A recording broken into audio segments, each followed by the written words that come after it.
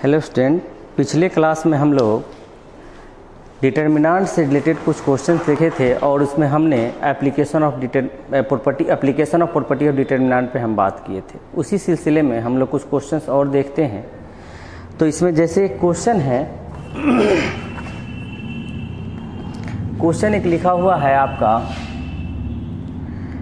कि 1 A B C B C C A B equal to 1 A B C A square B A square C A square.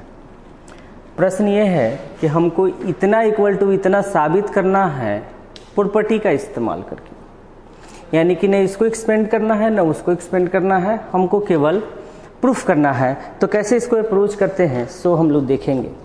सबसे पहली बात कि LHS में हमारे पास ए square B ए square सी ए square type का term नहीं है, ठीक है, लेकिन आरएचएस में हमको ए स्क्वायर बी ए स्क्वायर सी ए स्क्वायर चाहिए। तो जब सिस्टम दिया हुआ है तो उसमें ए स्क्वायर लाने के लिए जरूर हमको कहीं ना कहीं ए से मल्टीप्लाई करना पड़ेगा। तो हमको पता है कि किसी डिटर्मिनेंट के किसी रो को या किसी कॉलम को किसी कांस्टेंट से मल्टीप्लाई आप करते हो तो डिटर्मिनेंट उतना टाइम से बढ़ता है, तो कभी अगर मल्टीप्लाई करना पड़े तो हमको सब उतना से डिवाइड भी करना पड़ेगा।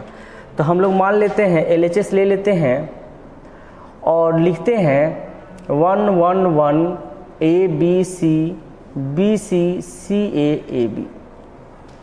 अब हम प्रॉपर्टी लगा देते हैं कि R1 को A से, R2 को B से और R3 को C से मल्टीप्लाई किए।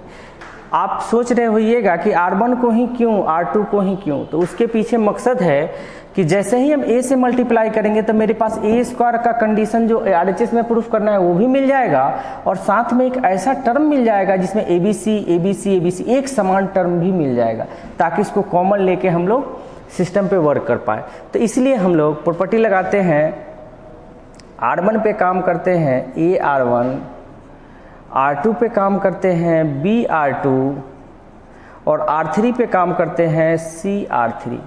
अब हम जब हम R1 R2 R3 को ABC से मल्टीप्लाई कर रहे हैं तो हमको ABC से डिवाइड भी करना होगा, क्योंकि डिटर्मिनेंट उतना टाइम से बढ़ते चला जाता है। ये हम लोग प्रॉपर्टी में ऑलरेडी पढ़ चुके हैं। तो मेरे पास सिस्टम हो जाएगा 1/ABC और जब आप मल्टीप्लाई करोगे A से A स्क्वायर ABC, ठीक है, दूसरा B A square ABC, C square ABC। अब जब इतना हम कर लिए तो हमको दिख रहा है कि कॉलम 3 में ABC कॉमन आ सकता है। तो जब हम इसको कॉमन ले लेंगे तो मेरे पास सिस्टम होगा ABC बाई ABC और मेरे पास होगा ABC A square B square C square 1 इसको आप कैंसिल आउट कर लो, ठीक है। लेकिन जो रिजल्ट में हम देखते हैं कि कॉलम 1 में मेरे पास 1 होना चाहिए, यहाँ कॉलम 3 में 1 है। तो हम लोग क्या करते हैं, इंटरचेंज कर देते हैं, यहाँ पे प्रॉपर्टी लगा देते हैं C1 इंटरचेंज C3। हमको पता है कि एक कॉलम को दूसरे कॉलम में, एक रो को दूसरे रो से इंटरचेंज करने पे डिटर्मिनेंट का न्यूमेरिकल मान सेम होता है लेकिन साइन बदलता है। तो हमारे पास आ जाएगा यहाँ पे -1 A square B square C square ABC। अब एक बार हमको और करना पड़ेगा, क्योंकि हम देखते हैं कॉलम 3 में मेरा A square B square C square है, तो फिर हम इंटरचेंज कर देते हैं C2 इंटरचेंज C3। तो फिर एक माइनस साइन हमको लगाना पड़ेगा। एक बार जब इंटरचेंज किए तो एक माइनस दिए, एक बार और इंटरचेंज करेंगे तो फिर एक माइनस लगाना होगा, यानी कि माइनस माइनस प्लस हो जाएगा। मेरे पास रिजल्ट हो जाएगा 1 ABC A square B square C square equal to RHS। तो इस तरीके से हम लोग इस टाइप के क्वेश्चंस पे अप्रोच करेंगे कि कभी कभी एक डिटर्मिनेंट रहेगा और दूसरे डिटर्मिनेंट के रूप में ही हमको प्रूफ करने के लिए दिया रहेगा। कहेगा प्रूफ करो, तो उस केस में हम लोगों को रिजल्ट को देखते हुए सिस्टम पे एप्लीकेशन प्रॉपर्टी अप्लाई करके रिजल्ट तक पहुंचने की कोशिश करनी है।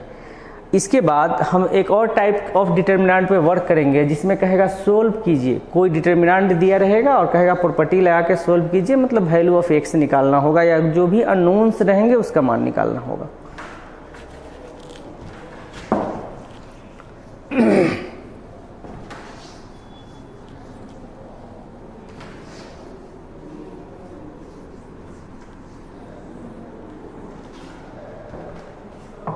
जैसे सपोज कीजिए क्वेश्चन है हमारे पास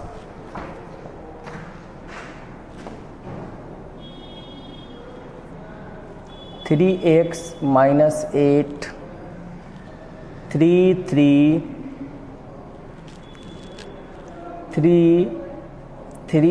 minus 8 3x minus 8 equal to 0। मान लीजिए क्वेश्चन है, हमको सोल्व करने के लिए कहा। सोल्व का मतलब होता है x का मान निकालना। तो हम लोग कैसे अप्रोच करेंगे इस पे विचार करें। सबसे पहले तो हम अगर डायरेक्ट एक्सपेंड कर देंगे तो ये 3 डिग्री का इक्वेशन होगा। 3 डिग्री के इक्वेशन को सोल्व करने में हमको ज़्यादा परेशानी होगी, तो क्यों ना हम कुछ प्रॉपर्टी लगा के इसको और इजीएस्ट कर ले। तो प्रॉपर्टी में क्या करते हैं, मैंने कहा था कि किसी रो या किसी कॉलम को एक समान बदलने की कोशिश करें और ताकि कॉमन लेने के बाद 2 जीरो डेवलप करके सोल्व कर ले। तो हम क्या देख रहे हैं कि अगर हम लोग C1 में C2 और C3 ऐड कर लें तो 3x माइनस 2 आएगा, यहाँ से भी 3x माइनस 2 आएगा, यहाँ से भी 3x माइनस 2 आएगा। तो यहाँ पर प्रॉपर्टी लगा लीजिए C1 पे C1 plus C2 plus C3। आप R1 पे भी R1 plus R2 plus R3 लगा सकते हैं। हमको पता है कि ये प्रॉपर्टी लगाने से डिटर्मिनेंट के वैल्यू पे कोई इफेक्ट नहीं पड़ता है, ऑलरेडी प्रॉपर्टी में मैंने डिस्कस किया। तो यहाँ पर जैसे ही आप लगाएंगे आपको मिलेगा 3x minus 2 3x minus 2 3x minus 2, फिर यहाँ मिलेगा 3x minus 8 3x minus 8 equal to 0। अब जैसा कि हम देख रहे हैं कि कॉलम 1 का सारा एलिमेंट एक समान है, तो इसको हम बाहर भी कॉमन ले सकते हैं। तो कॉमन ले लीजिए, तो क्या होगा 3x माइनस 2, ये मेरा होगा 1 1 1 3x minus 8 3x minus 8 equal to 0। अब अगला स्टेप करेंगे कि हम 2 जीरो डेवलप कर लेते हैं। तो इसके लिए हम लोग क्या करते हैं कि R2 पे प्रॉपर्टी लगा देते हैं, R2 माइनस R1, और R3 पे प्रॉपर्टी लगा देते हैं R3 माइनस R1। ठीक है, तो हमको क्या मिल सकता है, मिलेगा 3x माइनस 2 इंटू 1 3 3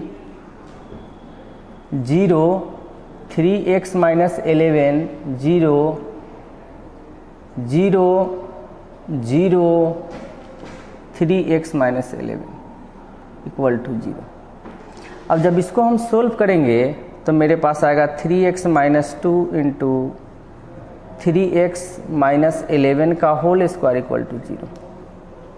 तो यहाँ से हमारे पास 3 रूट प्राप्त हो गए। एक रूट जो होगा इससे हम लोग लिखेंगे 3x माइनस 2 इक्वल टू 0, इसलिए x इक्वल टू 2/3, और 3x माइनस 11 का होल स्क्वायर इक्वल टू 0, इसलिए x इक्वल टू 11/3। यानी कि हमको इस केस में 2 रूट मिलेंगे लेकिन रिपीटेड रूट मिलेंगे। ठीक है, तो इस तरीके से जब भी कोई क्वेश्चंस रहेगा हमारे पास इस तरह से रिलेटेड जिसको सोल्व करना होगा तो हम लोग प्रॉपर्टी लगा के सोल्व करेंगे। ठीक है, इसके बाद हम लोग एप्लीकेशन ऑफ डिटर्मिनेंट पे थोड़ा सा स्टडी करते हैं।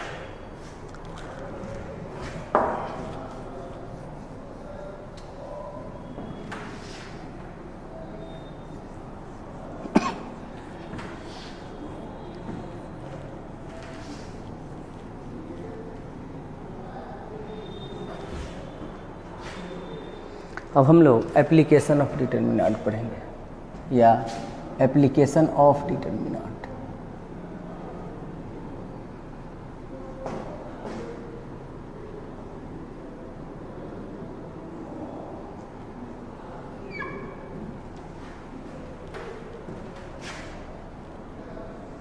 With the help of determinant,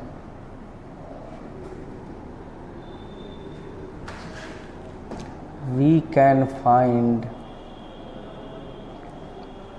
area of triangle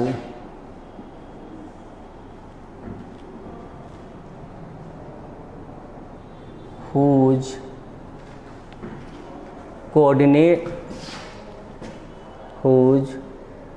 vertex coordinate are given। हमारा ये कहना है कि हम डिटर्मिनेंट की सहायता से ट्रायंगल का एरिया निकाल सकते हैं जिसके वर्टेक्स का कोऑर्डिनेट गिवन हो। तो सपोज कीजिए लेट एक ट्रायंगल ले लेते हैं ABC, जिसका कोऑर्डिनेट है x1 y1, B का कोऑर्डिनेट है x2 y2 और C का कोऑर्डिनेट है x3 y3। तो हम लोग लिख सकते हैं area of triangle ABC equal to 1/2 determinant x1 x2 x3 y1 y2 y3 1 1 1। इस फार्मूला की सहायता से हम लोग किसी भी ट्रायंगल का एरिया निकाल सकते हैं जिसके वर्टेक्स का कोऑर्डिनेट गिवन हो। ठीक है, ये क्वेश्चंस को हम लोग लेके चलते हैं।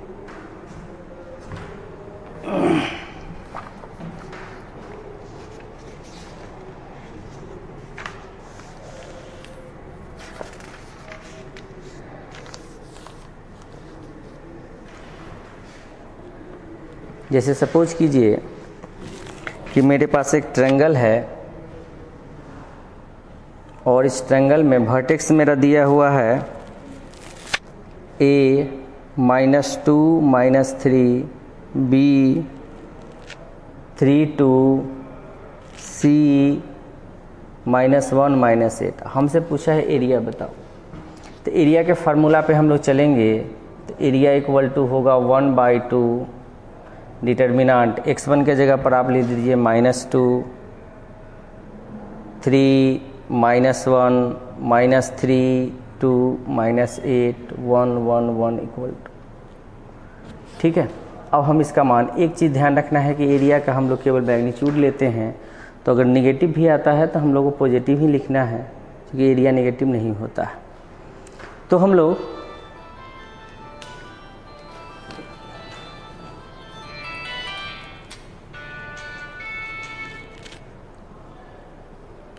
यहाँ पर हम लोग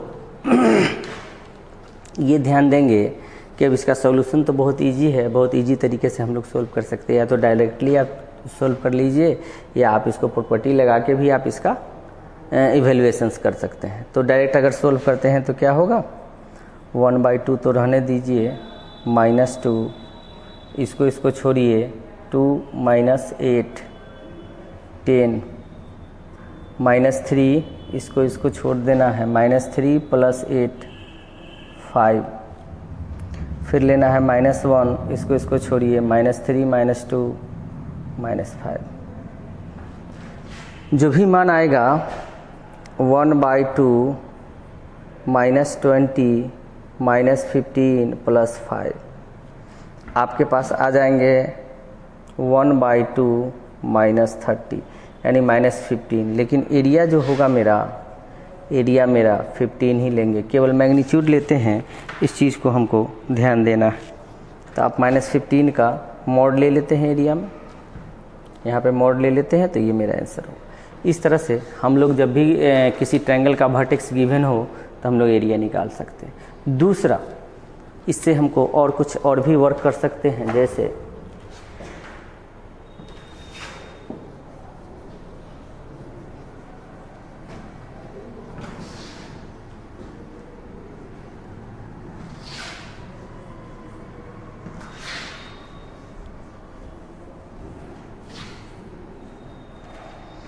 सपोज कीजिए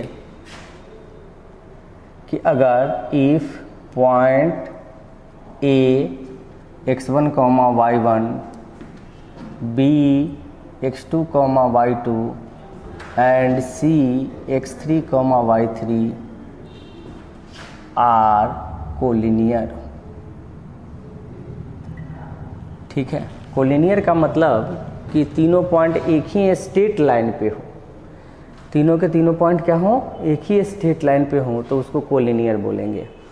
तो जब point A B C collinear है तो इस केस में हमको अगर प्रूफ करने के लिए रहेगा कोलिनियर, यानी कि इस तीनों पॉइंट के द्वारा कोई ट्रायंगल का फॉर्मेशन नहीं होगा, इसलिए कोई एरिया बनेगा नहीं, इसलिए इस केस में एरिया का मान 0 होगा। Then area of triangle ABC equal to 0, यानी कि हमारे पास 1/2 x1 x2 x3 1 1 1 equal to 0। 1/2 तो 0 हो नहीं सकता है, तो इसका मतलब है कि मेरे पास x1 x2 x3 y1 y2 y3 1 1 1 equal to 0। तो जब कभी आपको क्वेश्चन कहेगा कि बताओ कि कोलिनियर है, तो आप पहले उसका एरिया यानी कि इसका मान निकालोगे। अगर ये 0 आ जाता है तो हम कोलिनियर कहेंगे। ठीक है, तो आइए हम लोग इस पर भी एक आध क्वेश्चन देखते हैं।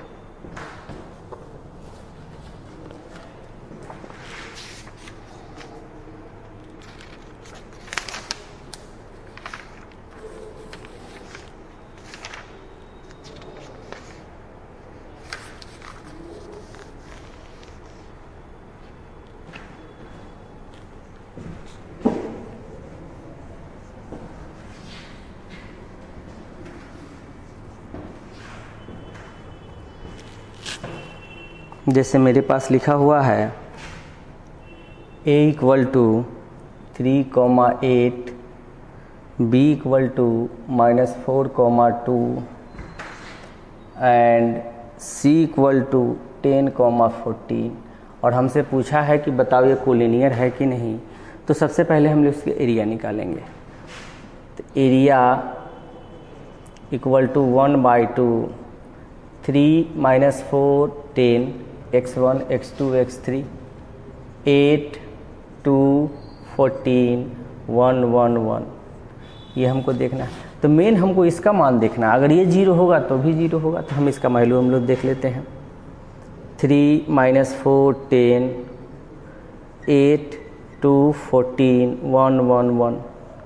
अब आप प्रॉपर्टी लगा के बहुत इजीली वे में भी सोल्व कर सकते हैं या डायरेक्ट भी सोल्व कर सकते हैं। 2 0 डेवलप कर लेंगे और आसानी से सोल्व करेंगे, या डायरेक्ट सोल्व कीजिए। तो 3 2 में से 14 जाएगा तो -12 +4, चूँकि यहाँ ऑलरेडी माइनस साइन दिया हुआ है। 8 में से 14 जाएगा तो -6 10 8 में से 2 जाएगा 6। अब देखिए 36 -36 -24 +60, यानी कि ये होगा -60 + 60 यानी कि 0। यानी कि हम लोग कह सकते हैं कि इसका मान 0 है, इसलिए एरिया इक्वल टू 0, इसलिए पॉइंट ABC आर कोलिनियर। ठीक है, इस तरीके से हमको काम करना है, वर्क करना है। तो जब भी इस तरह से कोई क्वेश्चन रहेगा तो हम लोग अप्रोच करेंगे। एक क्वेश्चन और है जो हम आपको बताते हैं।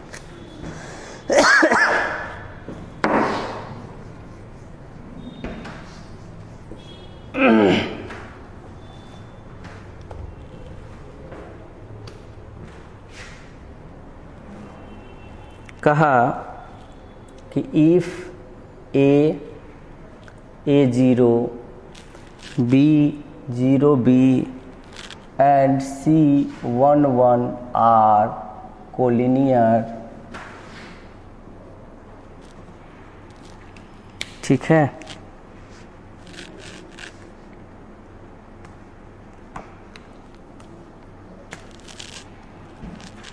prove that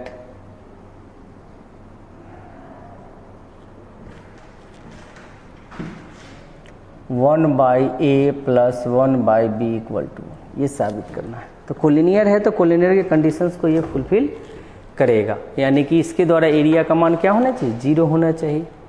तो according to question area of triangle ABC are 0। तो इसका मतलब है दैट इज A0 1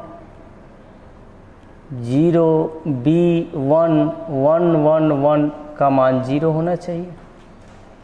नहीं, अब इसको सोल्व करिए, देखिए हमारे पास ऐसा रिजल्ट आता है कि नहीं।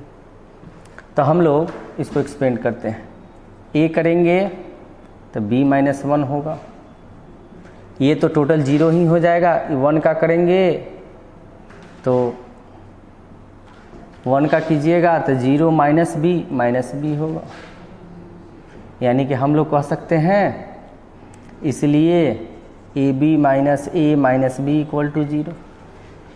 अब A माइनस B को ऊपर उधर ले जाइए तो A plus B equal to AB, दोनों तरफ AB से डिवाइड कर देते हैं तो A plus B by AB equal to 1, यानी A by AB plus B by AB equal to 1। A से A कैंसिल, B से B cancel, 1/B plus 1/A equal to 1। तो